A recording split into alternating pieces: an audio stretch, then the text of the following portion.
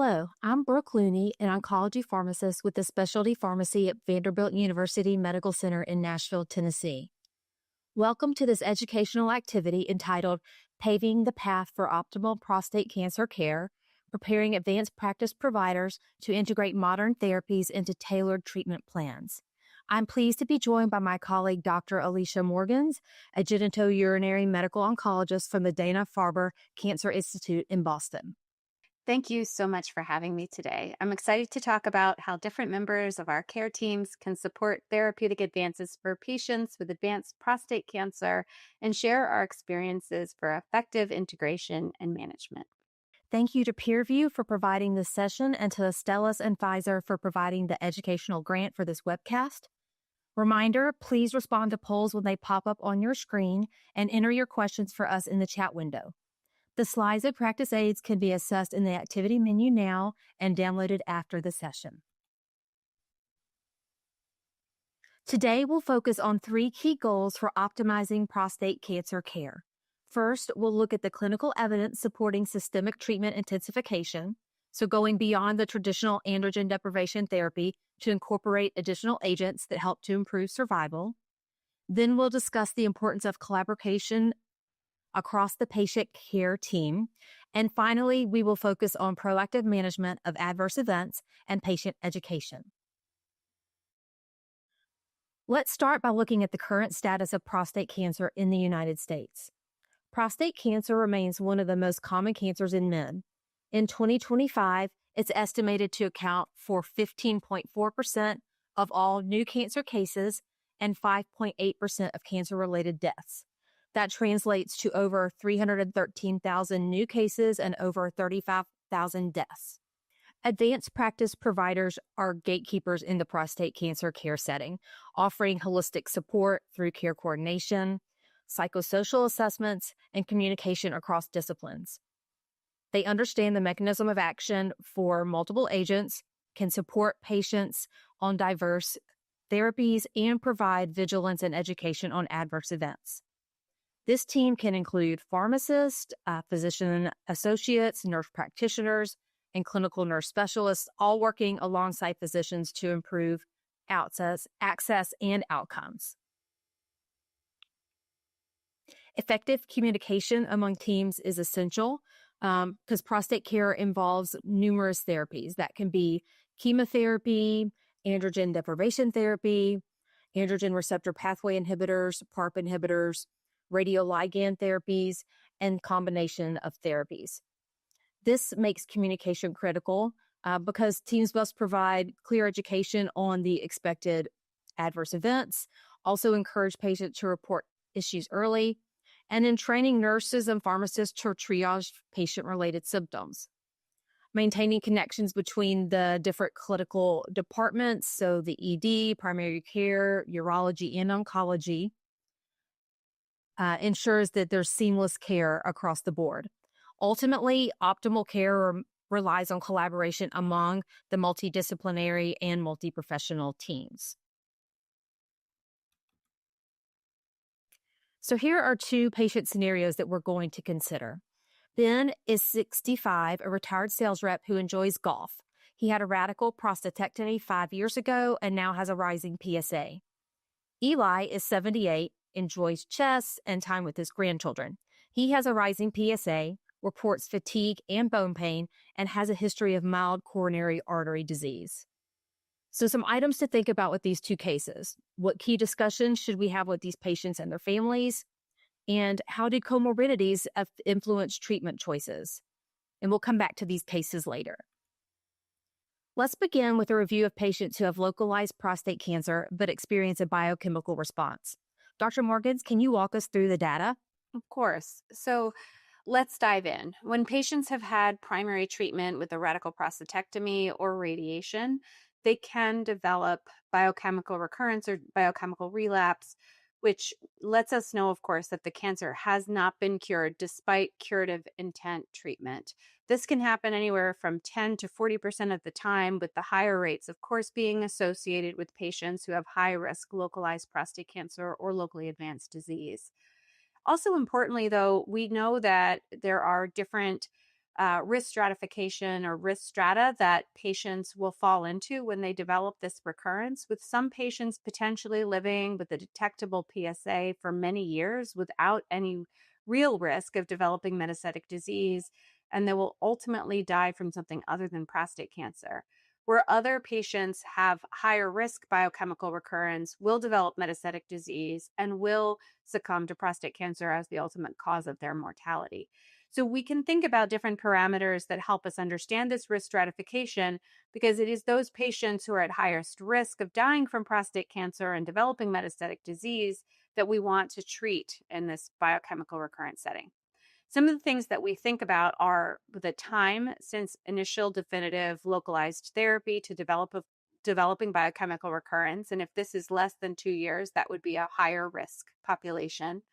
The prostate cancer or PSA doubling time, PSA DT, as you can see here.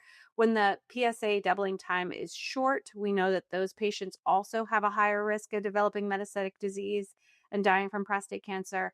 And having a high Gleason score of a grade group 4 or greater, this is a group that may be at highest risk. And although our indications in terms of our treatment approvals do span the entire biochemical recurrence state, we often try to focus that intensified treatment in patients who we know have the highest risk of suffering from prostate cancer. The EMBARK trial was the first study in many years to actually assess biochemical recurrence and to try to provide a treatment for this biochemical recurrent population. And is the first study that actually specifically has an indication for a drug in the biochemical recurrence space. This is an incredibly difficult area to investigate because these patients have a long life expectancy and because it is potentially years before they develop complications. And so it really is a credit to the investigators and to the group that developed this study that we do have access to this information and that we now have an approval for enzalutamide in high risk biochemical recurrence. Again, actually the approval is across biochemical recurrence, but we mostly try to target those patients who have higher risk BCR. Well, who was included in this study? This is a group of patients who had had prior prostatectomy, prior radiation therapy, and they had no evidence of metastatic disease on conventional bone scans, CTs, or MRIs. This is really critically important because at the time when this study was developed and at the time of the development of the definition of biochemical recurrence, we did not have things like PSMA PET scan.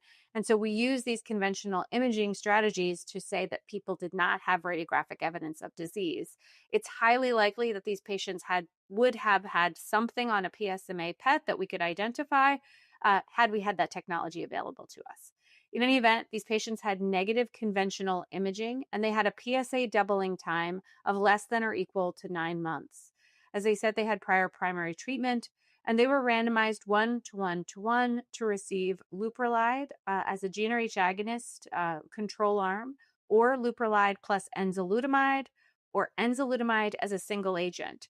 And all of these patients were followed until they got to a PSA that was undetectable, at which point they could take a holiday from systemic therapy in the way that we normally do intermittent therapy in biochemical recurrence. If they did not achieve that PSA of less than 0.2, then they would stay on continuous therapy. And the primary endpoint in the trial was metastasis-free survival by central review on conventional imaging, CTs, bone scans, MRIs. And so this study, again, was really meant to try to mimic the way that we use intermittent therapy in biochemical recurrence and to understand how to best try to prevent complications like metastasis in this population. And so here we can see the results of this particular outcome. The primary endpoint on the left, metastasis-free survival, looking at the enzalutamide plus leuprolide combination versus leuprolide single agent. And we can see that when we included enzalutamide, this was associated with improved metastasis-free survival as compared to leuprolide alone, hazard ratio 0.42. And on the right-hand side, secondary endpoint, enzalutamide monotherapy, also superior to leuprolide in terms of prolonging metastasis-free survival. And so this led to the approval of enzalutamide with or without leuprolide in this clinical scenario. Here we can see the overall survival, importantly, improved with the combination of enzalutamide and leuprolide versus leuprolide alone. I want to point out that this is a population that is many years from reaching a mortality endpoint in most cases, and actually a population that will receive many additional therapies. So the fact that we could intensify here by adding enzalutamide and still prolong survival is really surprising and critically important. We see that hazard ratio 0.597. It is extremely strong, suggesting that the earlier intensification makes a meaningful difference for our patients in this biochemical recurrence setting. We also have the overall survival information for enzalutamide monotherapy, which suggests that it's actually similar survival to leuprolide alone. So no clear improvement over that, but at least similar. And with a different side effect profile, this can be important for some patients to have that option to use a non-castrating treatment with enzalutamide monotherapy as a way to prolong the time to metastasis and to maintain that survival as compared to leuprolide alone. I think also as we consider risk stratification, PSA doubling time, as I mentioned, is really, really important. So knowing whether we have calculated PSA doubling time is really important. There was a study published about a year ago that looked into whether treating providers actually knew what the PSA doubling time was for their patients with biochemical recurrence, and 2/3 did not know. It's, I think, really critical for us to recognize this shortcoming perhaps in our practice so that we can start to calculate this, because without the PSA doubling time, we're not performing that risk stratification, and we're not necessarily thinking about intensifying with enzalutamide in this setting where we know we can actually get a survival advantage if we do intensify on those patients who are at highest risk. So as we think about this, and with any treatment intensification or treatment decision for that matter, there are definitely safety and management considerations that are going to be important to keep in mind. So let's take a look at some of them. Thank you, Dr. Morgans. So, when we're looking at safety across different regimens, this slide compares side effects across enzalutamide combination, leuprolide with placebo, and enzalutamide alone. Hot flashes and tiredness or fatigue are frequent overall, with up to 69% of patients experiencing hot flashes and 47% experiencing fatigue or tiredness.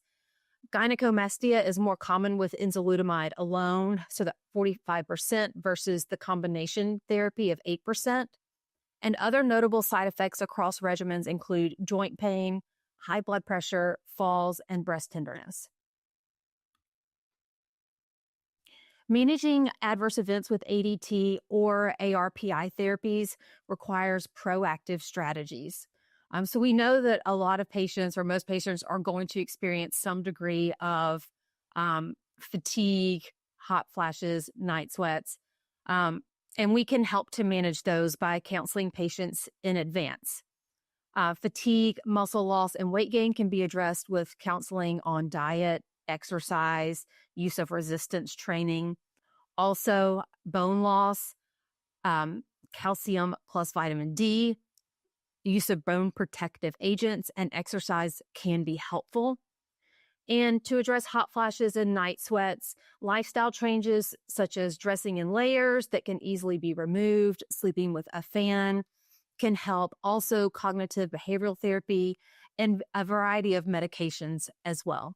The key takeaway is that proactive management is essential. So let's revisit our patient case. Ben was our 65-year-old retired sales rep who enjoys golf. He had a radical prostatectomy 5 years ago with Gleason 4+4. He had negative margins and no nodal involvement on scans, and no adjuvant radiotherapy was given. Now his PSA is rising with a PSA doubling time of 6 months. So, Dr. Morgans, how would you approach this patient's care? Well, I think in this particular case, as we see that rising PSA, the PSA doubling time is really short. And just to note, he didn't receive adjuvant radiotherapy because of irritable bowel syndrome. He's not able to get radiation therapy.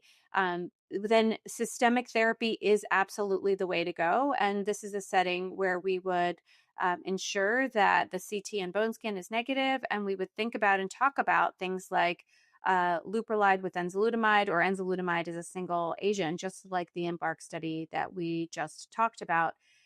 In shared decision-making conversations with Ben, I think it was very clear that in addition to wanting to continue to play golf and maintain his quality of life, overall survival was of high importance. And in that setting, the combination of enzalutamide and leuprolide would be the combination of choice.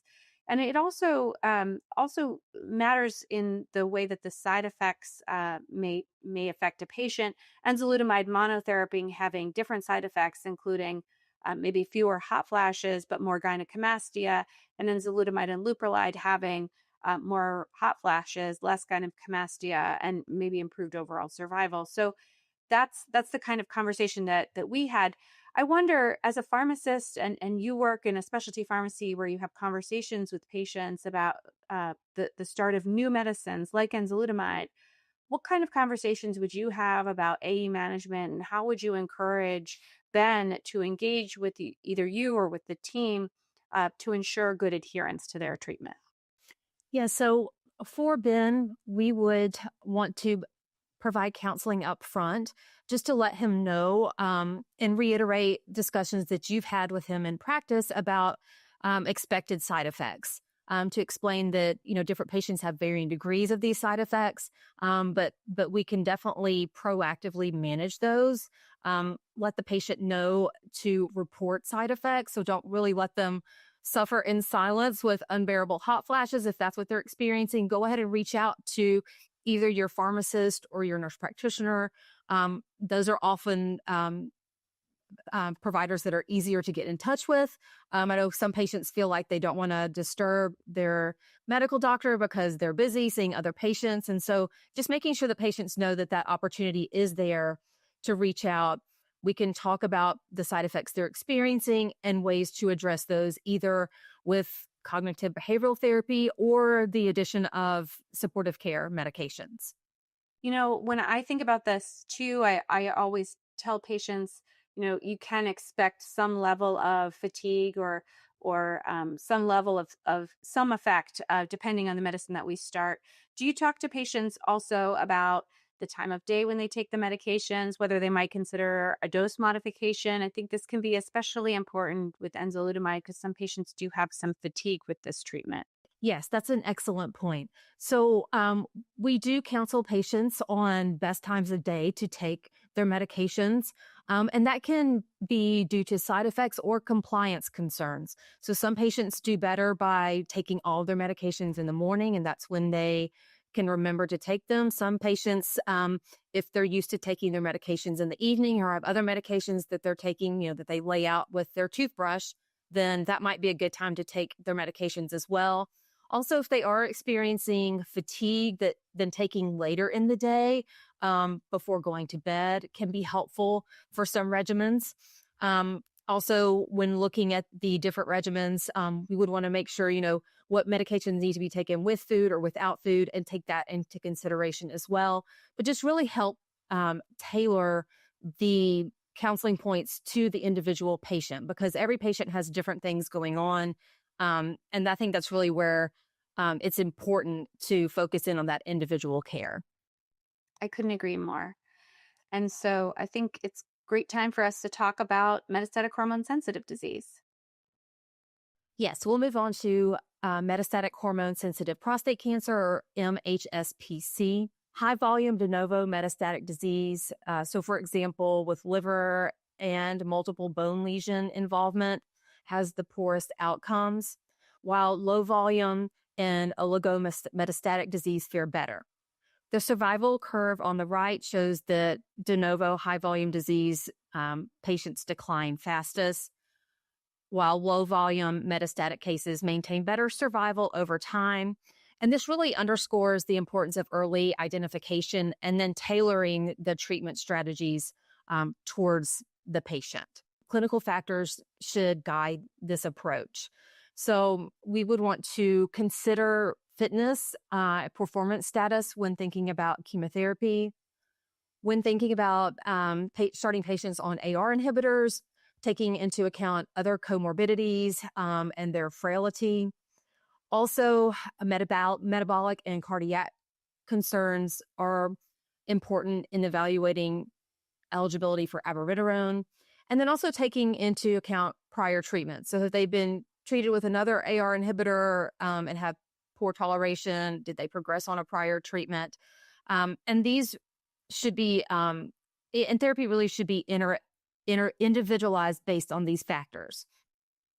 Agreed. I think as I consider how do we best meet that prognosis for each patient, we have had a lot of development over the last number of years that helps us do just that and really tailor the treatment approach to the aggressiveness of the cancer.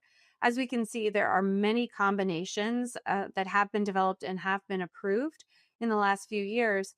And I think the overarching message that we can see here, as well as considering our practice, is that ADT alone is no longer the acceptable treatment. It is no longer the thing that is our go-to for people with prostate cancer. It's ADT plus something. What we know from real world data is that we are underutilizing ADT combination therapy, whether it's ADT and ARPI or ADT docetaxel or ADT docetaxel and ARPI. We can always do better. And even in 2023, 35% of patients were receiving ADT alone. It should be, from my perspective, in most of our patient populations at max, somewhere around 10 to 15% of patients who might be best suited with ADT alone. Most of our patients should at least get ADT and an AR pathway inhibitor. And studies like this, the real world assessment, can help us make sure that we at least hold a mirror to ourselves and know what we're doing so that we can attempt to do better.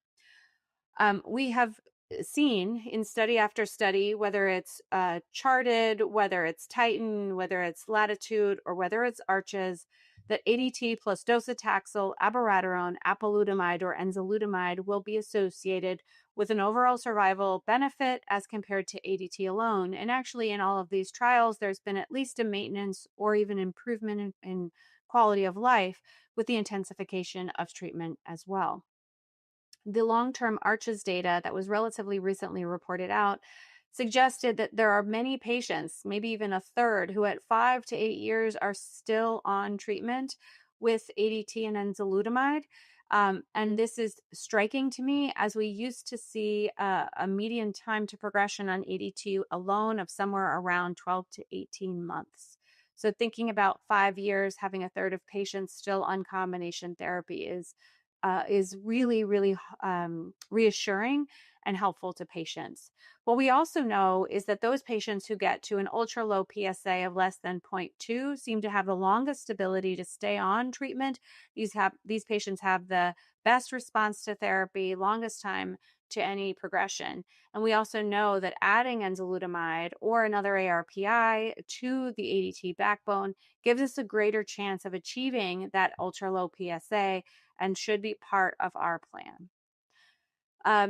If we don't achieve the PSA that is less than 0.2, we know that patients are much more likely to have progression of disease and develop castration resistance. MCRPC is the phase of prostate cancer that is universally fatal, and it is really imperative that we try to prevent that where possible.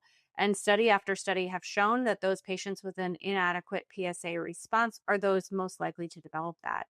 Importantly, clinical trials are trying to consider whether those patients who don't get to a PSA of less than 0.2 should be enrolled in intensification studies, even on top of the ADT ARPI backbones. And so we are further investigating that. But if you get to a PSA of 4 or 7 or even 2, no matter whether the PSA started at 12 or 200, that is considered an inadequate PSA response, and those patients are at higher risk of having progression. We also, of course, know that there are triplets available, ADT docetaxel plus an ARPI, which can be important for those patients who are chemo fit. This was initially described in the Piece 1 data, where we found that patients who had ADT, docetaxel, and abiraterone had superior overall survival as compared to those patients who had ADT and docetaxel as a backbone. This is most pronounced in patients who have high volume disease in that Piece 1 trial. You can see that on the left. Low volume disease, at least in piece one, has not reached maturity to show that differentiation. But this is very similar to the charted data that found that ADT and docetaxel was most beneficial for those patients with high volume metastatic disease versus those patients within charted who had low volume disease.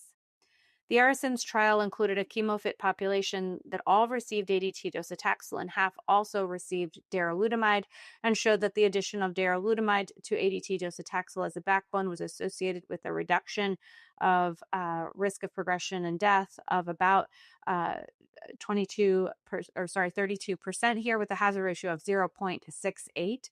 So really a phenomenal improvement in overall survival, which is consistent with what we saw in piece one for the addition of abiraterone. So telling a consistent story.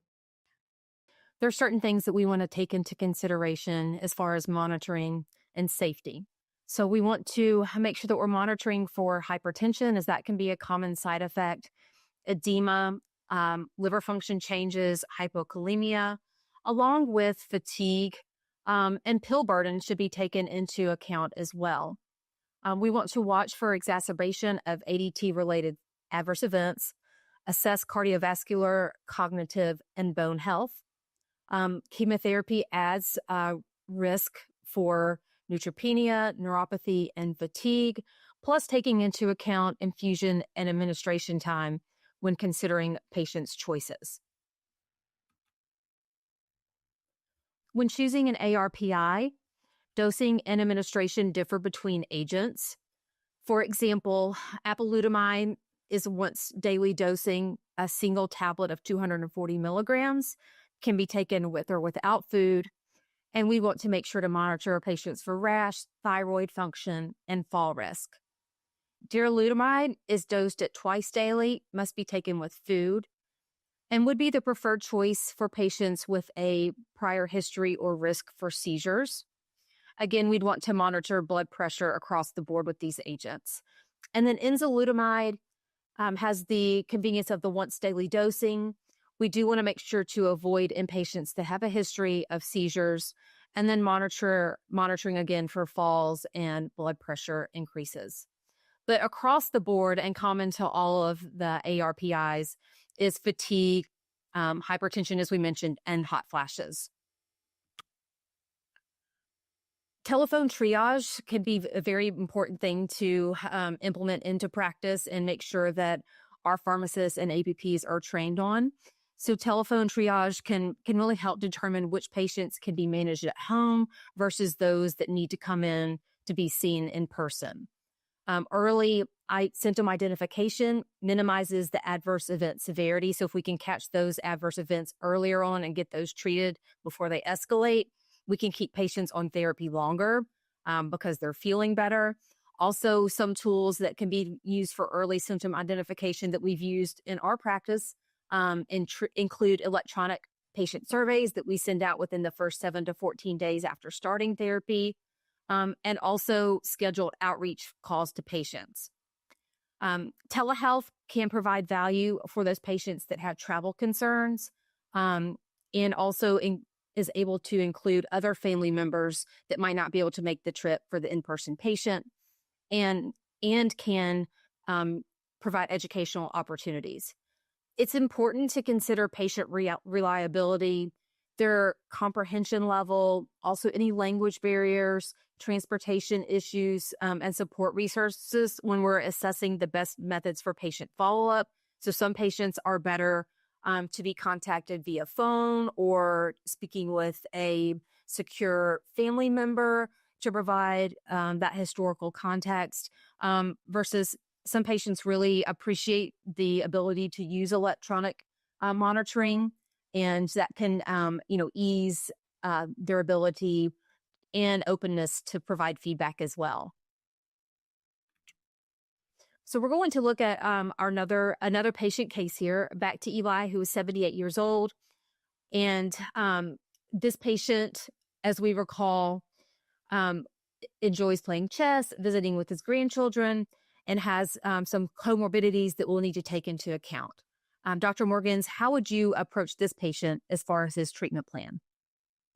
Yeah, so I think we recognize that he has high blood pressure, well controlled, but otherwise is a healthy person. He had a PSA that was elevated at 57. This was measured because he was having some back pain, and primary care checked that out. They got imaging with CT scans that demonstrated metastatic disease in the bone in various areas, and he subsequently had a prostate biopsy with a urologist that showed high risk disease, Gleason 4 plus 5, prostate adenocarcinoma. To complete his staging, he had a bone scan that showed again multiple areas of bone involvement. And when we consider this, plus his pain, his high blood pressure, and other comorbidities as well, it's important to think about, how do we best treat this patient? Also recognizing that he's 78 and his priorities are really around improving his survival, but also around making sure that he can spend time with his grandchildren and maintaining his current quality of life. So in that conversation, we just can discuss ADT and an ARPI with or without chemotherapy. For this particular patient, ADT and an ARPI was the combination of choice. And I think part of that, of course, is insurance of maintaining quality of life. Docetaxel does have an impact on someone's short-term quality of life, but also the fact that he's spending a lot of time with grandchildren. You may be immunocompromised in the setting of chemotherapy, and especially for young grandchildren, this can be an issue if they intermittently get colds, as all young children do. And this was something that he wanted to avoid. When you're talking to patients, it's probably after they've already kind of made these decisions around what their treatments might be. What tips do you have to try to help them stay on therapy and try to help them stay well, whether they're on chemotherapy, which we can get a lot of people through, and they can do quite well too, or whether they're on ADT and an ARPI? What are your recommendations there?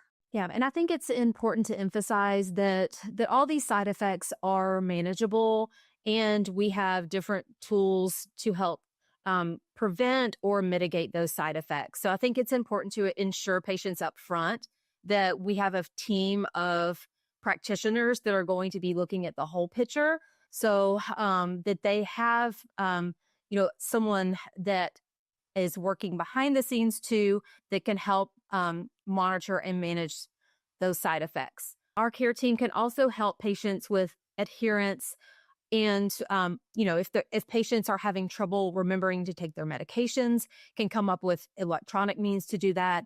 Encourage patients to mark off on a calendar when they're taking their medications. And then at the pharmacy level, we proactively reach out to our patients to schedule refills. And at that time, we're also asking the patients a series of questions as far as if they're having side effects, what are their concerns and questions, and the opportunity to speak with a pharmacist. In addition, we're providing those patients our direct contact information. And there's ways to reach out via phone and through the My Health portals within the electronic medical records, which has really been a great tool for patients to be able to reach out to their providers and for us to give a quick response.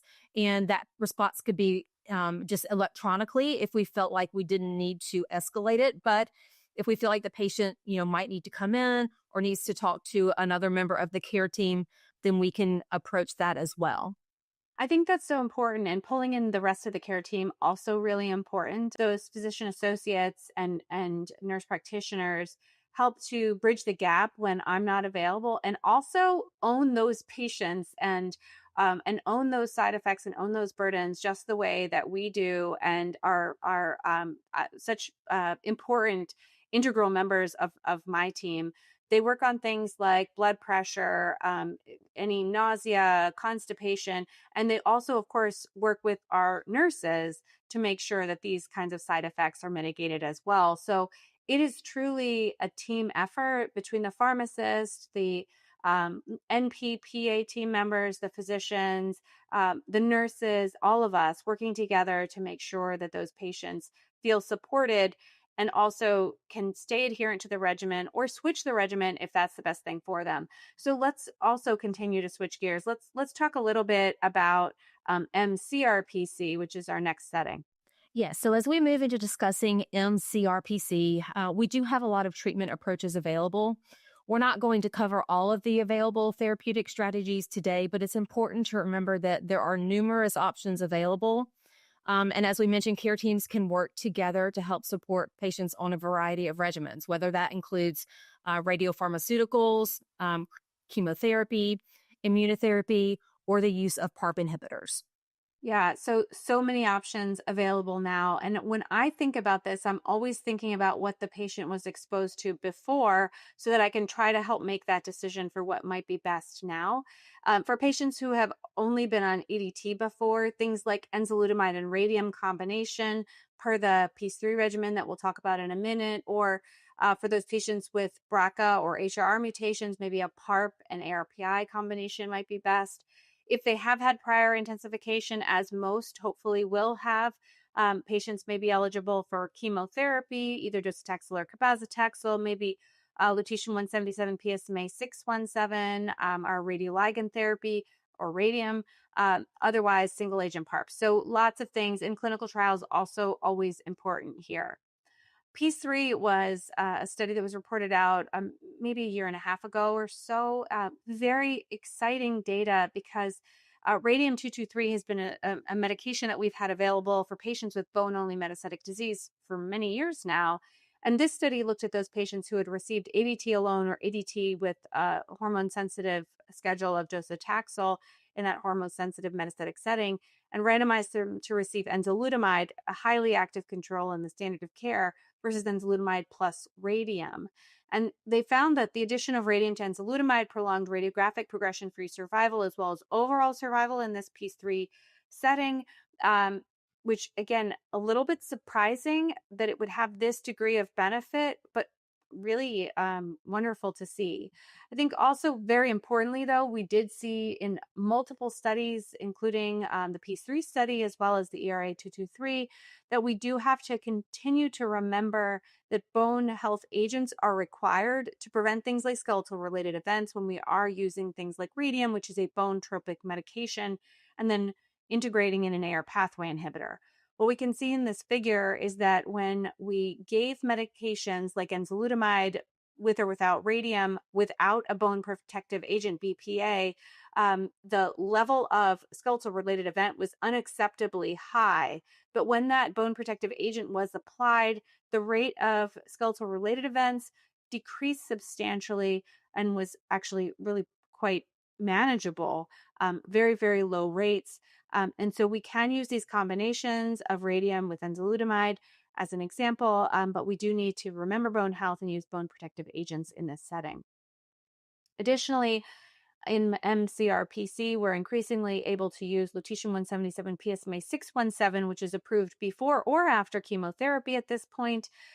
We know that in the post chemotherapy setting after progression on an ARPI and docetaxel chemotherapy, it is associated with improved survival. And in the pre-chemotherapy setting after ARPI, it is associated with improved radiographic progression-free survival and seems to be very similar as compared head to head with, using a chemotherapy type of an approach. So I think these are options for us to use pre or post chemotherapy, lutetium-177 PSMA-617, and highly sought after by patients. So something for us to keep in mind.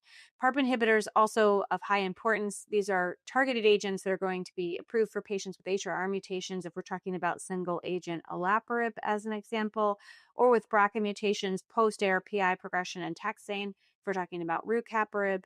Combinations like olaparib and abiraterone and niraparib and abiraterone are approved in the first-line MCRPC setting for patients with BRCA mutations, and talazoparib and enzalutamide approved for patients with HRR mutations in the first-line MCRPC setting. So the indications matter, the genes that they are approved for matter, but we know that these combinations, when compared to the single agent ARPI, are actually highly, highly effective and very valuable to patients in terms of disease control.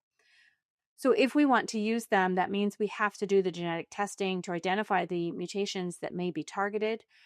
Unfortunately, over 60% of patients are still not being tested for genetic alterations in the US and Europe. And we do also know that these mutations are associated with a worse prognosis. So it's really important for us to identify them and to do what we can to try to shift that trajectory.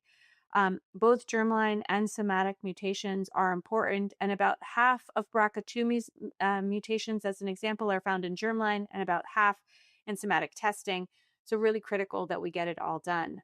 And the guidelines from ASCO and from other organizations have tried to keep up with this. They do suggest that for patients with metastatic prostate cancer, we should be doing both germline and somatic testing. Um, Again, doing both of these ensures that we have a lower rate of missing mutations because the test is simply missing them. Germline testing is also important not only for therapeutic selection, but also to inform family members that they may be at risk for either prostate cancer or other cancers, including things like breast and ovarian cancer, pancreatic cancer, colon cancer, and others. And when it comes to somatic testing, in prostate cancer, at least, we can do testing with ctDNA testing, so a liquid biopsy type approach, or we can test the primary prostate tissue. We can test metastatic biopsies. So there are multiple ways that we can get this testing done, but it is critical that we do the testing so we fully understand the treatments that may be available. Also, importantly, those approvals have been in the metastatic castration-resistant prostate cancer setting, but recent advances have also shown us that we may be also considering these combinations in metastatic hormone-sensitive prostate cancer. So the phase 3 Amplitude study reported out relatively recently that the combination of abiraterone and niraparib is superior to abiraterone alone in metastatic hormone-sensitive prostate cancer in terms of prolonging radiographic progression-free survival. And this was recently an improved combination for patients with BRCA1 and BRCA2 alterations. And the TelePro-3 trial, which is looking at talazoparib and enzalutamide in metastatic hormone-sensitive prostate cancer, is actually ongoing, and we should hear relatively soon whether that combination of talazoparib and enzalutamide is associated with superior radiographic progression-free survival as compared to enzalutamide. And this is, I'm sure, something to be considered for those patients included in the trial. Hopefully, we'll see another approval coming here as well, just to give options and access to our patients. So, when we're adding on PARP inhibitors to patients' therapy, there can be a combination of side effects. So, you're adding an additional agent on. So, it's important to know what to look out for with PARP inhibitors as far as the common AEs, since we'll be seeing these probably used more in practice and then used earlier on in the hormone sensitive setting. So, when patients start on PARP inhibitors, you want to monitor for hematologic side effects, anemia, thrombocytopenia, neutropenia.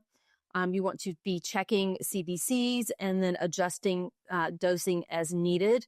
Non-hematologic side effects include nausea, vomiting, diarrhea, or constipation, asthenia, or fatigue.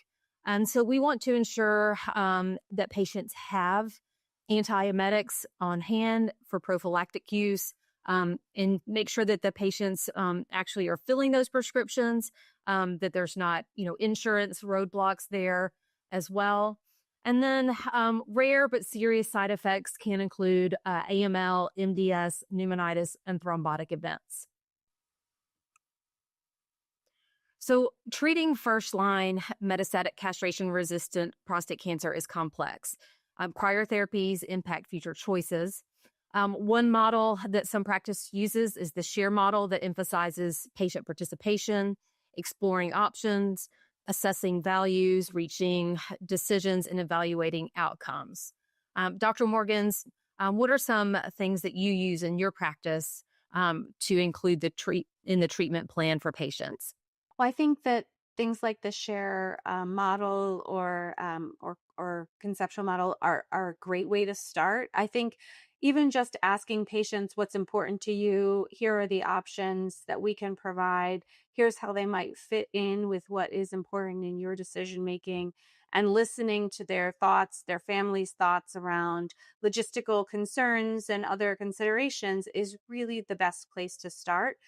I would also emphasize that this is not just the physician, but it's also, again, the PA, the NP, the nurse navigator or nurse, as well as the pharmacist, who all join into these conversations to ensure that patients get a full picture of what every treatment is actually going to look like, what follow-up looks like, and what that experience will be, and also to sort of do that re-engagement over time to make sure that the treatment that is the one that is chosen is truly going to be the one that is the best moving forward over time. So lots of people contributing here across the spectrum of the care team.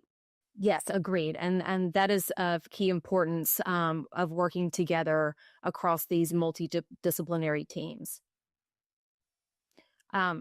And to hit on that point, so all members of the care team play a role.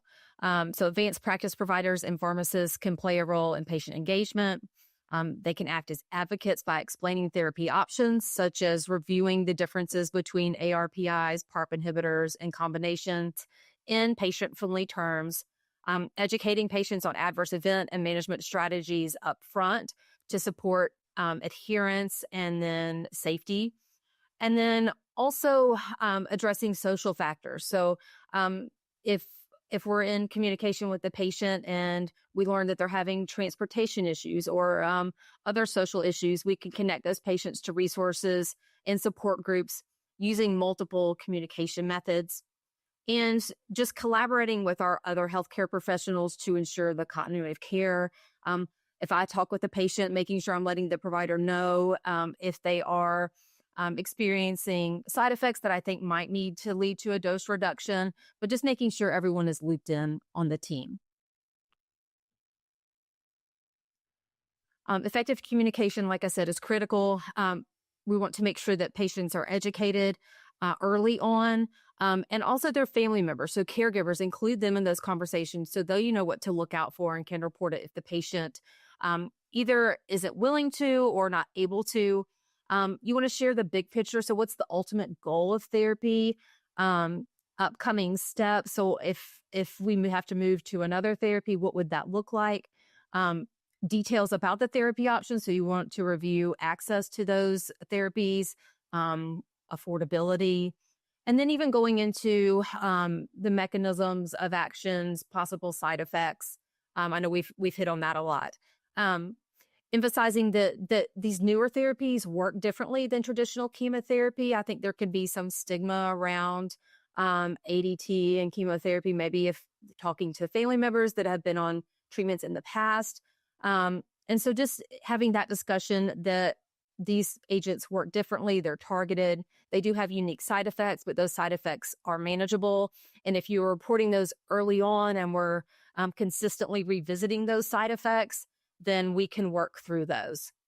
And then finally, equipping patients with practical tools. So providing printed patient education, whether that be handouts, wallet cards, we mentioned this, but making sure patients have antiemetics or antidiarrheals, probiotics on hand so that they can capture and treat those side effects earlier on and mitigate those so they don't escalate. And then, just encouraging patients to please call, reach out to their APPs, their nurse practitioners, their pharmacists to report side effects, let us know how you're doing. And then, there are opportunities to take breaks in treatment. And there's a lot of data there on taking breaks. So it is okay for us to take a break in therapy, reduce a dose to help treat those and manage those side effects. There are a lot of exciting advances for our patients with prostate cancer. Thank you, Dr. Morgans, for joining me today. Thank you so much. It's been my pleasure. We hope you found this webcast useful and informative for your practice. Please remember to submit your post-test and evaluation for credit and download the slides and practice aids. Thank you for joining.